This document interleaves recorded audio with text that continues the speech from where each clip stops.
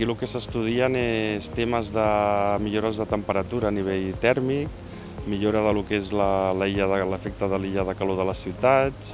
Després es faran unes proves també a nivell de producció. També recentment s'ha incorporat un estudi sobre lavandes, a veure quina és la lavanda que va millor, i les dades que surtin d'aquí ja serviran per qualsevol altre projecte que es vulgui fer de coberta. La Universitat Pompeu Fabra és una universitat urbana i l'única manera que tenim de posar verd és en aquests espais, o en les teulades, en les terrasses o verticalment, i estem treballant per fer de la ciutat de Barcelona, portar el nostre granet de sorra, una ciutat una mica més sostenible, una mica més ecològica, i treballar per totes aquestes qüestions des del nostre espai.